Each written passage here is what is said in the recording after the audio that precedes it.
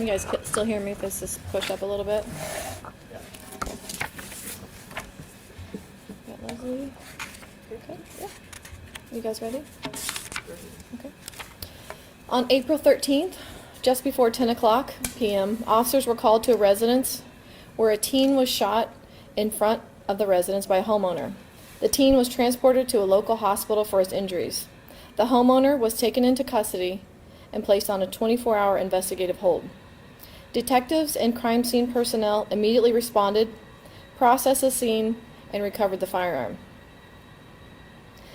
After consulting with the Clay County Prosecutor's Office, the homeowner was released pending further investigation due to the need to obtain a formal statement from the victim, forensic evidence, and compile additional information for a case file to be presented.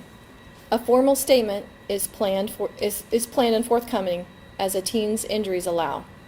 A person can be held up for 24 hours for investigation of a felony, at which time they're required by Missouri law to be charged or released. The vast majority of cases, to include violent crime, involve the suspect being released pending further investigation. In this case, the prosecutor requires more information from investigators that would take more than 24 hours to compile. Throughout the weekend, investigators have worked to gather requested information and details. They have been in touch with the prosecutors. As soon as the case is complete, it will be presented to the Clay County prosecutors for their review. We recognize the frustration this can cause in the entire criminal justice process. The women and men of the Kansas City Police Department are working as expeditiously and as thoroughly as we can to ensure the criminal justice process continues to advance as quickly as all involved and our community deserve. Detectives have been working over the past several days to compile a detailed case file so they have all the information they need to make the best charging decision on the case moving forward. We want the community to know that we are committed to justice in this case and every case, and work every day to seek that justice for all victims of all crimes. Investigators have been in touch with the family of the victim in this case and updated them on the status of the investigation and the process moving forward.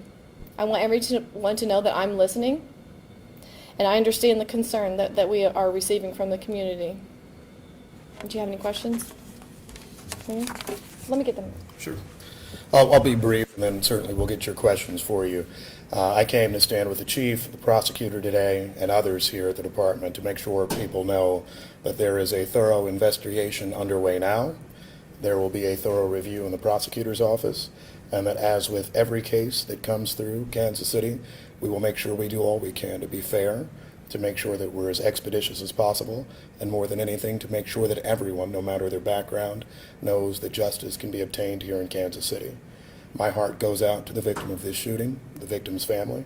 My heart goes out to everyone who was impacted, of course, by this incident and the unfortunate too high number of incidents that we have had in our community over recent days and certainly over recent years. I know that this chief cares greatly about making sure that victims and that the people of our community know that there is always a thorough and full investigation. That's why the chief is here, so many from the department are here, the prosecutor's here this Sunday afternoon.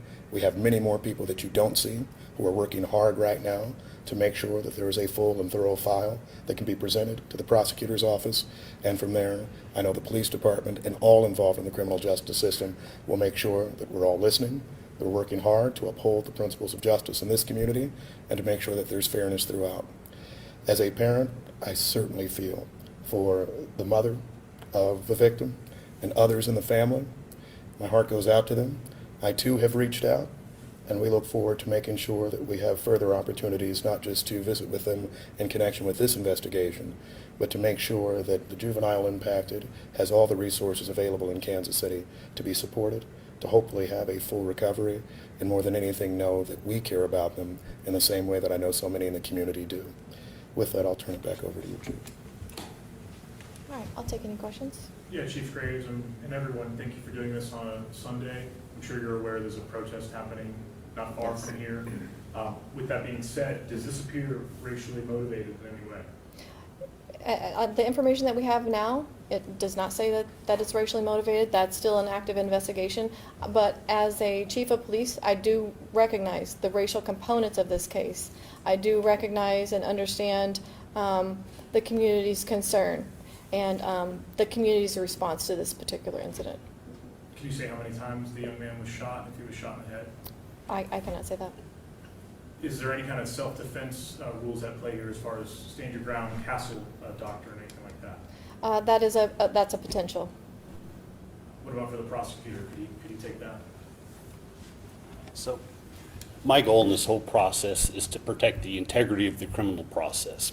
Because of that, I can't really comment about the details of the case, but I can say that the prosecutor's office is working closely with the Kansas City Police Department and those affected by this crime to make sure that everyone affected by the circumstances receives justice. Chief Graves, what more information are you all looking for in this investigation? You said that you still needed to gather. Well, first and foremost, we've got to get a formal statement from the victim. You know, we've been unable to do that just due to his injuries. So moving forward, that's something that we're hoping to accomplish today. It was already planned for another day, very soon, but we're trying to expeditiously pursue everything that's needed in this process. Apologies if you already updated his condition. How is it looking? We don't really have any updates right now, other than I believe that he's stable, and we're looking forward to having the opportunity to go ahead and take a statement from him. I don't want to share too much information. As a juvenile victim, so I don't want to share too much info, but I think it's stable at this time. You said you were hoping to get that statement today, too? Yes, again, that's why I'm looking to our Violent Crimes Division major. There's a lot of information, that, because it's an ongoing investigation that we shouldn't talk about at this point. I want to be fair and transparent in this whole process, but unfortunately there are some questions that I'm not able to answer, and specifically to the sensitive nature that this is a juvenile victim involved. As far as the 24-hour hold, is there a concern at all that the shooter may be a flight risk? That's no, that's not a concern. They're cooperating? That is cooperating, and we have taken that into consideration. That is something that we look at, but obviously, even in this situation, there is more that we need to glean from that incident to put that together for a prosecutorial review. Let me speak briefly to your Okay. first question, Russell, and the question related to racial dynamics as it relates to this case and some of the discussion that's occurring now. Part of the reason I think you see the department here and speaking is, one, to make clear, in perhaps ways different from the past, that is understood. I know that there are officers who are present actually at the community event now, and not there as security, not there to defend homes, instead there to listen and to engage with the people who are there, the people who have concerns. In many ways, we're all trying our best to make sure that people understand that we are listening, and further understand that the department is listening in every situation where any circumstances may come up that impact race or other dynamics in our community. I will also say this. I fully expect from the folks to my right and left a full and thorough investigation of this incident. I believe there are a number of folks who are working on this case now.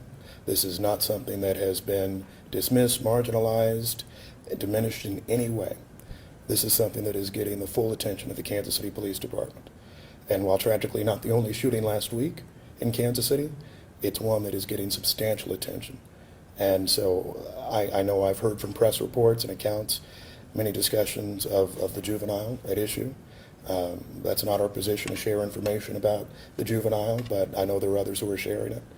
That's why I just note our heart goes out to the juvenile victim, and more than anything, to make sure that this child and this child's family knows that there are people working hard, a number of people working hard, to make sure there is justice for this person. And that would exist whether the victim is black, white, Latino, whatever background.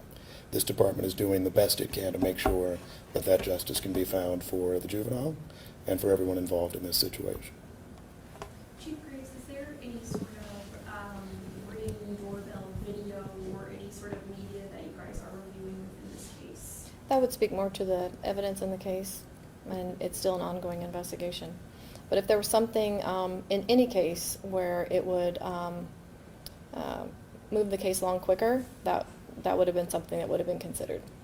Is there anything that the community can do as people are watching from around the city right now to aid you all in your investigation and move this along? If someone does have any kind of Ring door camera or any kind of video, obviously contact our Violent Crimes Division. And also, something that I would like people to know is that just exactly what the mayor said. You do have a police department that is listening, that cares, and we take all of these cases seriously. Okay. Did the homeowner call 911? Can you show that? We won't speak to any of those details just because that's part of the ongoing investigation. We just want to make sure that we don't compromise anything so that when the case does get to the prosecutor's office, they can look at it with, fair and objective eyes, so we won't speak to that. Thank you guys for all being here on a Sunday afternoon. I appreciate it. I want you to know how important this is to myself, to Mayor Lucas, and also the Clay County Prosecutor's Office. So thank you very much for being here on such a short notice. I appreciate it. This is important to us. Thank you. Thank you. Thank you.